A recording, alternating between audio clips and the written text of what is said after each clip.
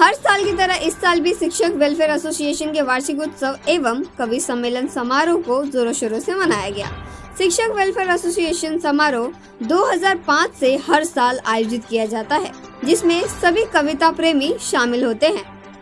शिक्षक welfare association वार्षिक उत्सव एवं कवि सम्मेलन समारोह का आयोजन केपी सिंह चौहान, राम जनक मिश्रा, अशोक पाठक, दुर्गा प्रसाद मिश्रा, श्याम भूषण पाठक, अनुराग यादव, गोपाल निषाद, अरविंद तिवारी और जय गोविंद राय इनके देखरेख में होता है।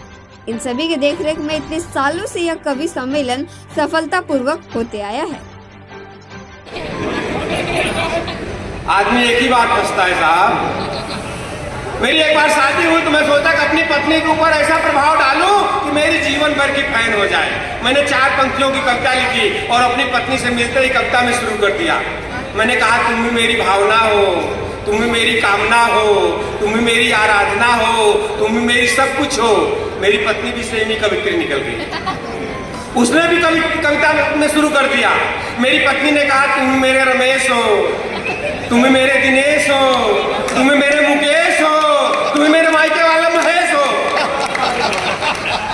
कविता लिखना ही बंद कर दिया साहब उसके सामने। एक दिन मैं बहुत भावुक हो गया। मैंने कहा भगवान, तुम्हारी प्यारी प्यारी सी सहेली मेरे सपनों में आती है। मेरी पत्नी ने कहा, अकेली ही आती होगी। मैंने कहा, हाय राम, ये सब तुम्हें कैसे मालूम पड़ जाता है? मेरी पत्नी ने कहा, क्योंकि उसका पति तो मेरे सपनों में आता है। क्या कर सकते हैं? पत्नियों का जवाब तो आप निरुत्तर ही कर देंगे साहब।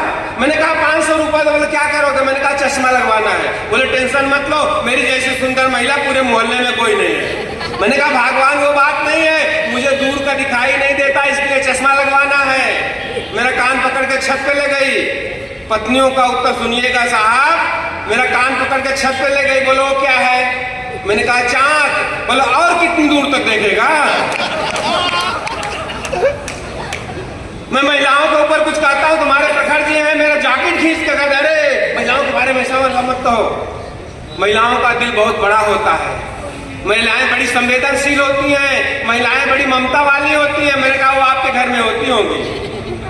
मैं तो साबित कर सकता हूं कि आजकल की महिलाओं का दिल बहुत छोटा होता है, बहुत छोटा होता है, बहुत कठोर होता है। बल्कि पुरुषों का दिल बहुत बड़ा होता है।